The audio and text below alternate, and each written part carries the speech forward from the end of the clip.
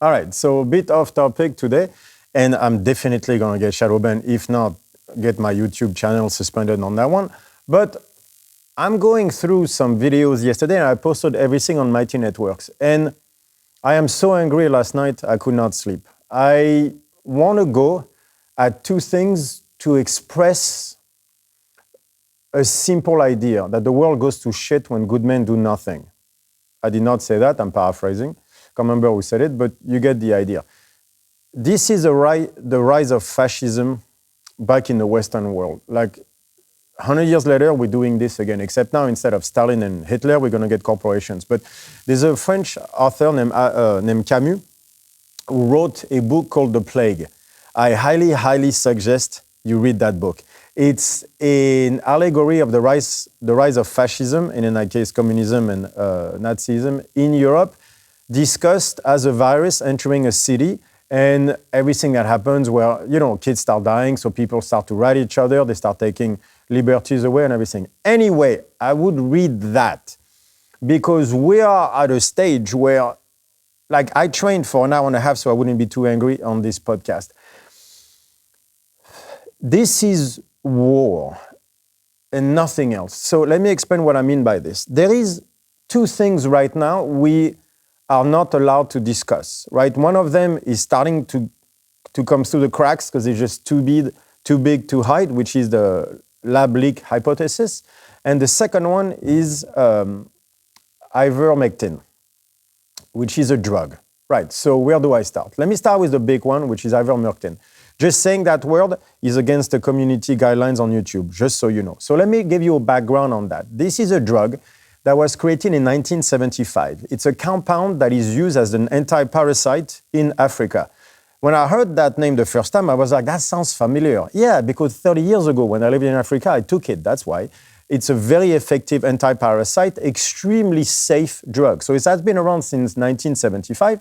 And actually, the two guys that came up with the drug ended up with the Nobel Prize for it.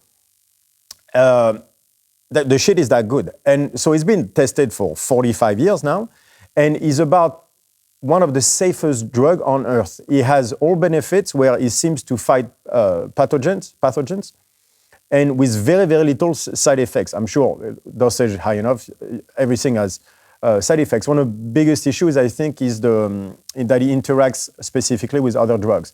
But short of that, it's one of the safest drugs on earth.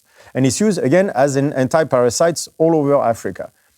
And out of those data, there seems to be some interesting things happening. Namely, one is that some countries use that as Bret Weinstein said, they call it chemotherapy, not as in cancer chemotherapy, just as a chemical therapy, which means they give you a set of drugs as an anti-parasite just in case, right? So a prophylactic type thing, or whenever you catch a parasite, that's what they give you. The countries that were using that drug, and then they did a test on that versus the countries that are not using that drug in Africa for the virus that shall be unnamed that we all know about that is causing the world economy to crash. It turned out that the countries using Ivermectin were having a very, very, maybe not low rate, but much lower rate of COVID-19 infection than the countries that did not use it. But the numbers are strikingly, one is very, very low and the other one is very high. So it was a striking difference between those two numbers, right? So people start to look into it, and this has been used in South Africa, South America. It's being tested in India right now. And the province that has been using Ivermectin as a prophylactic, so prophylactic as in advance, so which means you're not infected yet. As a prophylactic or as a measure to treat COVID-19, I've had very, very good results. So the efficacy of Ivermectin has been demonstrated time and time again. They did actually 2,025 studies have been done on the subject, each of them proving the efficacy of Ivermectin as a drug as a prophylactic and to treat COVID-19 with great results. So More than a year ago, a doctor named Pierre Kory, so a famous US doctor, legit, right? Not third world country, like in the US, legit, high level, the whole thing, right? Starts to use the drug in his treatment of people and has great results and start publishing the stuff to the point that he gets in front of the Senate in the US to explain his discovery. At that moment, all the Democrats on the Senate floor walked away in protest. You have to understand, Dr. Pierre Kory is a Democrat himself. And yet they all walk away from the stuff in protest. Why? Because of Trump. Nothing else. It was a purely politicized issue. And then they basically accused him of faking science, which he did not take well, got very upset, and explained his view on that drug. Just so you understand, YouTube removed that video. All this was on video. It was live and then on video. He had like 10 million views, the whole thing. And YouTube removed it for falsehood.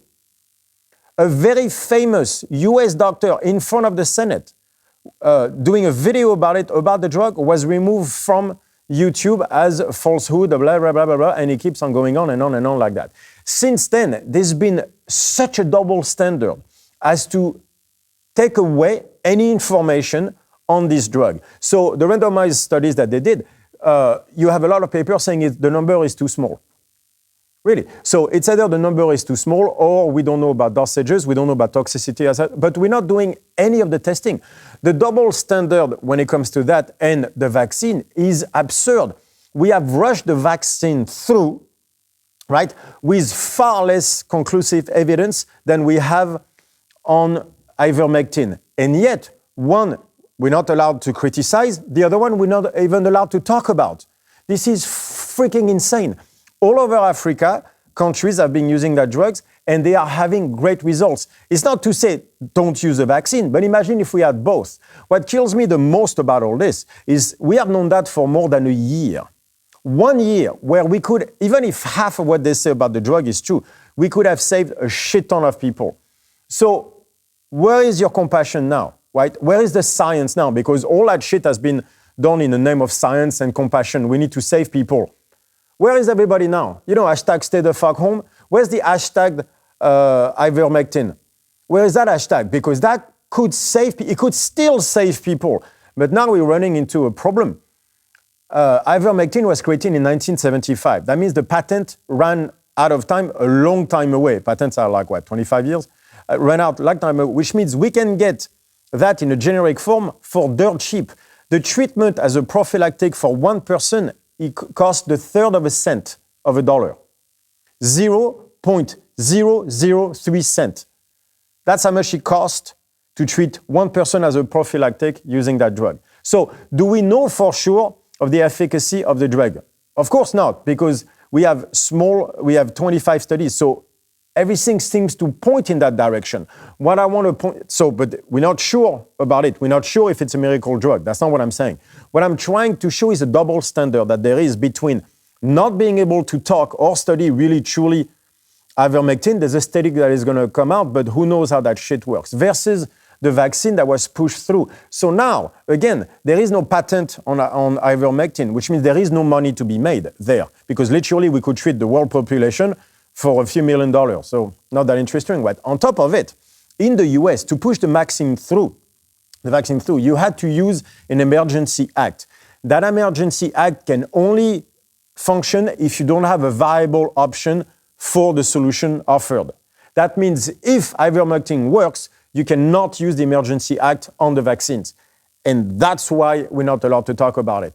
So if this is not corporation having money in front of people's life, I don't know what is. So instead of everybody being fucking obsessed about pronouns on Twitter and being very, very aggressive about hashtag stay the fuck home and telling all of us what to do in the name of compassion, where is the energy now?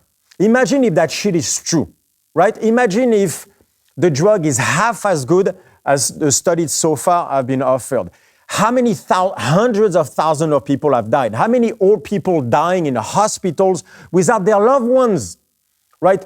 Happen because we did not give them that drug, because it's not allowed. We can't talk about it, we can't test it. Google it, And what you'll see is the European blah, blah, blah, blah, blah, saying, well, we are not allowed to use that drug outside of small studies because we don't know about the toxicity of the drug at higher dosage. I'm like, really, we don't? Because the drug has been around for 45 years. First of all, it's been thoroughly studied left and right. So it is not that hard to see what happens if we up the dosage, right? And they have done it, and so far it was worked great. They will tell you about a woman that got sick, but what they forget to say is she took the fucking thing of a horse. She took the Ivermectin that was given to a horse, because it's given to animals as well. The problem is not the Ivermectin. The problem is the material they used to swallow to make the tablets. That was done for a horse. It might very well be that who made her sick, or maybe she had a reaction with the drugs she was taking, because counteraction of drugs is something real. Anyway, we could study all this, and we're not doing it. We can't even talk about it. Well, the vaccines are moving on a number of studies, and we seem to have no issues pushing it through to the point where they're going to force the vaccination on us. Otherwise, we can't travel. We can't do shit. Like in England, the NHS has in its app the vaccine that is linked to your medical history. Like we're going toward Chinese social credits with this, with the vaccine, where they're using it to push through. This is the rise of fascism through corporation. And in the meantime, we are all agreeing to this shit, going like, oh, vaccine. And while we can't even talk about ivermectin. So it is an insane situation. This is war of corporation versus people. That's what this is. So I will post all the stuff that I talk about. I'll post video. Bret Weinstein just did 2 or 3 on it. There's a video that I post about Dr. Pierre Kory explaining the stuff. He just put his own study on it. It's a preprint. It's not peer-reviewed, because I'm guessing it's not going to be peer-reviewed, because no one is going to want to attach their names to that. But I'll post it as well. I'll show all this to show you that we are getting fucked by them. And what pisses me off the most is, where are you all that were so excited to tell everybody to stay home, right, for the first year, and destroying businesses and lives and everything? Where are you all now that we have a drug that potentially could have sent hundreds of thousands of lives out there that we're not even looking at? I don't know if it could have, but from everything that I read, it seems to show that it's worthy of being used. So is it a miracle drug? Probably not, because nothing is. It works 100% of the time. I'm sure it doesn't. But I don't care if it works in 60% of the time. No matter what, it would have saved people's life. What if there's a prophylactic effect to it? That means we could have saved a lot of people from being infected. That's how you reach herd immunity, right? So even now that we have the vaccine, we can still use this to move forward, and we can't even talk about it. I'm not even sure this video will see the light of day because I'm using the word too much. Or maybe it'll be up for a week and I'll keep posting it. It'll be on Mighty Networks, I can tell you that. But it might not survive on YouTube. This is how fucking nuts this is. And again, this is the rise of fascism. Example number 2 on this, because the two are linked, because we talked about the vaccine. Wait, there's more. So there's something that I've been posting about for the longest time, that I think I even talked about in a podcast a year ago, about the origin of the virus, right, at the Wuhan. And like these 2 articles that have been written by scientific journalists that I will put in the description as well, that show clearly that we do not know where the virus comes from.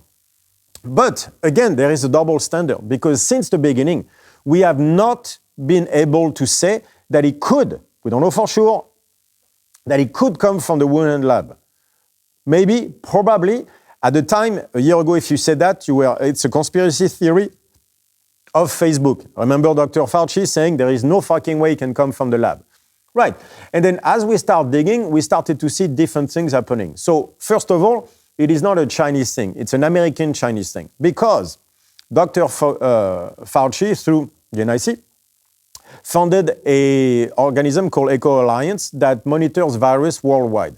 That particular guy is the director, Chirac, I forget his name every time. Anyway, funded the Wuhan, gave some funding out of that money from the US government, and we're talking, it's in hundreds of millions of dollars, some each year. Some of that money and I'll put all this in the articles, went to the Wuhan lab, right, to help study coronaviruses. Why? Because the first coronavirus, the flu is a coronavirus, right? But the first SARS and the first MERS were so dangerous, they wanted better studying. So they send some funding to Eco Alliance that send the funding, some of the funding to the Wuhan lab, and then they start to study the bad viruses, the coronaviruses.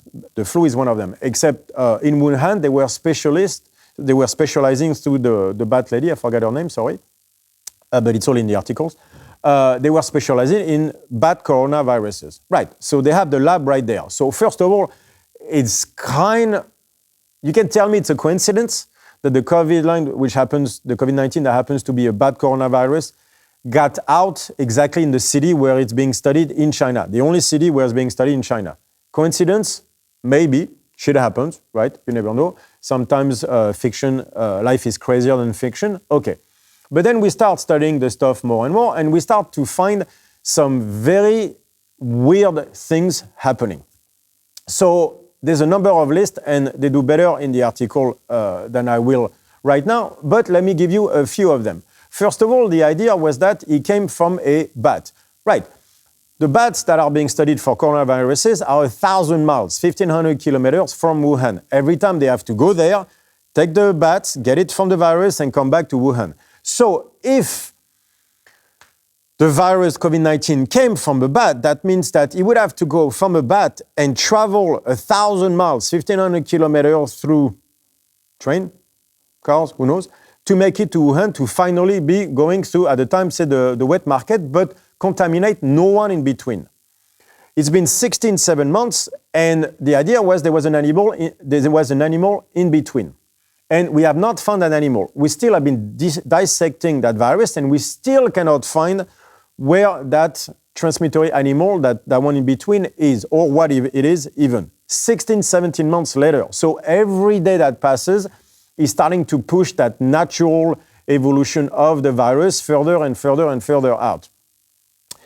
Now, on top of it, you start to see what happened at the time when they start to say it cannot be created in a lab. They were talking about a genome being modified in order to create a virus, except that's not the way they create those viruses anymore. The gain of function research, which is just a way to say that how to supercharge viruses, coronaviruses, to make them more dangerous. And the idea of that was to make them more dangerous in order to create a vaccine for them. By the way, so far, all that money has equal to very strong, very dangerous coronaviruses, but zero vaccine, up to the one we just made. There's an entire thing there too. Anyway, so Bat Lady comes, starts to play with the viruses, and even her, she cannot find the animal between the bat and the virus. When you start to look at the virus a little bit more closely, you find that the virus itself is very strange because it seems to be transmissible from bat to humans directly without the necessity of an intermediary animal. What is strange about that too is that when the humans have it, it's actually very hard to transmit it to a bat. So it seems that the transmission was going one way. Right, that's kind of strange. What is even very interesting about that is all this correlates to the work of a guy named Batsick in North Carolina, who had a way to turbocharge the coronaviruses in a way that would leave it invisible to the eye.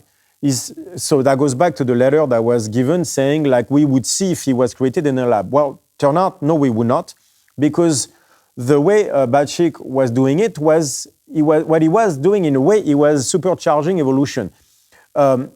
A virus contaminates a host. It happens all the time. As it does that, it mutates. Most of the time in your body, it's not that good of a mutation, so it dies off within you, right? So you don't contaminate that many people. So a virus works like that, where it's constantly mutating, trying to find the best way to communicate to more, to transmit to more people like that. So that means that evolution is a game of numbers like that. So a way to turbocharge a virus is simple. Is you're going to make it go back and forth between the virus and to human cells, and back and back and back and back and forth like this, every time supercharging aggressively evolution until you find the one strain that is the most dangerous to humans. So in a way, you train the virus to become stronger and better at communicate with humans. That is the work that Dr. Batsick is doing in North Carolina. And that seems to match, but by the way, that work cannot be seen to the eye for the simple reason that it's not technically, you did not change the virus, you just trained it, right? You supercharged it to become extremely potent at being transmitted to humans. Right. On top of it, that coronavirus, COVID-19, happened to have a cleavage site, so that's the spike proteins, again, I'll leave it on the article, that makes it very susceptible to attach directly to humans, from bat to humans. That cleavage site, it is the only, of all the coronavirus we know, it is the only one that has that cleavage site. The only one. There's a famous epidemiologist who said that this was the smoking gun that he was created in the lab. That cleavage site could happen possibly, naturally, always possible, but it is so unlikely because we have not seen it in any of the other coronaviruses. So it's very strange. That does not mean the whole thing could not happen naturally. That's totally true. But if I have two hypotheses, the lab leak hypothesis and the natural evolution hypothesis, and you start to pile all the evidence on one side, how long before you start to go, well, this one has to be the right one, right? Imagine if it was the other way around, then we would say, if we had the evidence that we have toward the lab leak theory, toward the natural evolution, it wouldn't even be a discussion. We would be like, natural evolution, if you don't understand that, you don't understand science. There is such a double standard there, right, between this. That would not even be close to a conversation if it was the other way. So finally, slowly but surely, we're able to talk. Even Fauci, 2 days ago, Dr. Fauci said that the door is open to see if it's a lab leak theory or not, all that stuff. Like the WHO, the team that went there to see whether or not it was a lab leak or stuff, is headed by Dr. I forget his name, but basically that is the head of Eco Alliance that actually gave the money to the Wuhan lab to do the gain of function research. So it's an insane will of people that have conflicts of interest everywhere and yet express none of them. Dr. Fauci has patents running on all the compounds needed for the vaccines.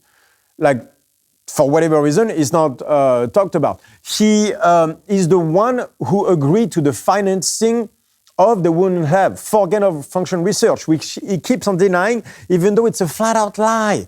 Even when he got grilled by, what's his name? He just came back on what he was saying back and forth, and yet we go nowhere with all that stuff. Those are the same people pushing the vaccine. Am I the only one who find that weird as well? And those are the same people that say that we cannot talk about Ivermectin. Like, what the fuck is happening? Like, the whole thing is completely insane. Like, China has such control of the WHO, it's not even funny. The CDC doesn't know what to say anymore. And all those people are pointing toward only one direction, which is the only solution is the vaccine, what it doesn't seem to be, which happens to cover up all the shit that they finance in the first place. And all of that, you can barely talk about because the media is putting an iron cage around. This is the world we live in right now. It is complete insanity. And where is that varnish of compassion that we all accepted the measure for? Like at the time, he was like, we're doing this to save people. We're doing this to help people, all people, that stuff. I'm like, fine. Where's that energy now that we see the cracks in the system that it's most likely, we don't know for sure, but it's most likely coming from the Wuhan lab? Is that a problem now? It is still a problem because the gain of function research now is using the pandemic as an excuse to say we need better vaccines. So now they're asking $1.2 billion from the US government to keep going on gain of function research, which most likely gave us the pandemic in the first place. Am I the only one who thinks this is fucking war at this stage? It's completely insane. Do you know that a virus, a turbocharged virus, escapes a lab, a level 4 security lab, every single year? Do you know that the coronaviruses, the supercharged, are not studied under security 4 levels of security, but instead security 2 levels, right? Which is the same as your dentist. So the same precaution they take at your dentist are the precaution they take to study supercharged coronaviruses. what are the chances of this shit happening again? And if it happens again, we do what? Another vaccine? Do we wait a year and a half, or they're going to have booster charges every year for us? Like, do you understand how this feeds the money that they're asking for? Like, this is about money. And then we have a drug that potentially, I'm not saying it does because we don't know, but sure looks to be of a very high efficacy when it comes to, again, prophylactics, so making sure you don't get sick or treat you when you get sick. That costs almost nothing and that we don't even talk about, let alone study. So now I'm starting to worry, as Dr. Pierre Kory was saying, that if it is being studied, it'll become buried because there's way too much money going against it now. This is the world we live in. So out of all like getting all excited about the pronouns on Twitter and all this shit, or even about COVID-19, stay the fuck home and all that stuff, like that energy needs to be used to fight the rise of fascism in the Western world. We are going down. The barbarians are at the gate. There's no Stalin. There's no Hitler. There's corporations now. They are burying us. And then if we keep just going with this like that and not saying anything, the world will go to shit. This is step one. It gets worse. You think it doesn't touch you, you're wrong. One day they'll come for you. Right now you might be happy. Maybe when that hydroxychloroquine, whatever the fuck is called, that Trump said, and then people started to drink like fish tank oil or stuff like that. Obviously got sick, even I think some poor people died from doing that stuff. We are using this to bury legit science. All the other stuff was shown in studies to not work that well, except Ivermectin. That one seems to be working, and yet we can't even talk about it. It is insanity, right? This is the rise of fascism, and we need to talk about it. We're all going to die. See you guys.